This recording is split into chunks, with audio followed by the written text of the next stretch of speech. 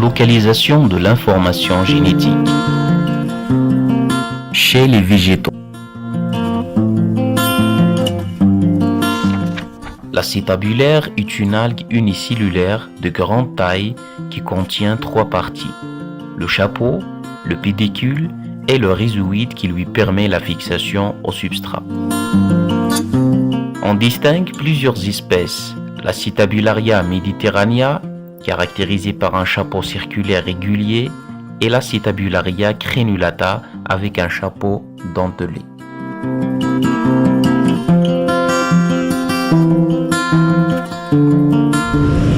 Dans une première expérience, en isolant les différents éléments de l'algue, on note que le rhizoïde contenant le noyau est le seul élément qui a pu grandir et ainsi renouveler toute l'algue.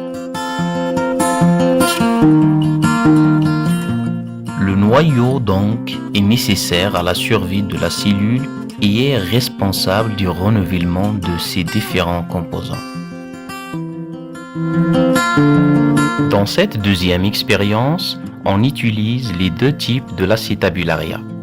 Après greffe croisée des noyaux, on remarque que le rhizoïde se développe, renouvelle l'algue et donne naissance à un chapeau, mais suivant le type de noyau transplanté. Cette expérience témoigne que l'information génétique responsable de l'apparition de la forme, c'est-à-dire la forme du chapeau dans ce cas, est placée au niveau du noyau.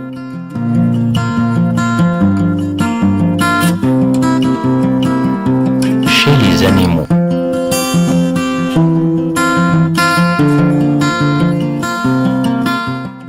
au cours de cette fameuse expérience, dite expérience de clonage, on fusionne un noyau d'une cellule de la brebis A avec l'ovocyte non fécondé d'une brebis B dont on a enlevé le noyau.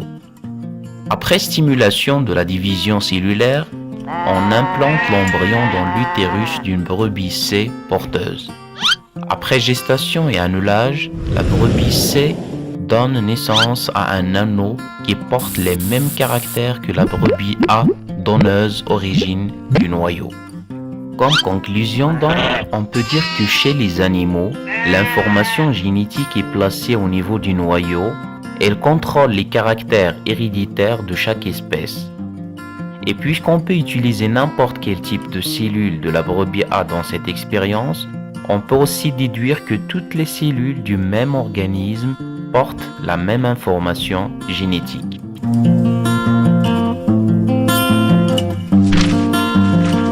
Tous les êtres vivants sont composés d'au moins une cellule. Cette dernière contient l'information génétique au niveau du noyau.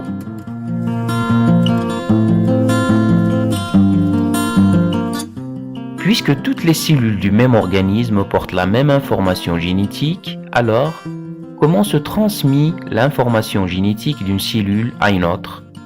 Et quelle est sa nature?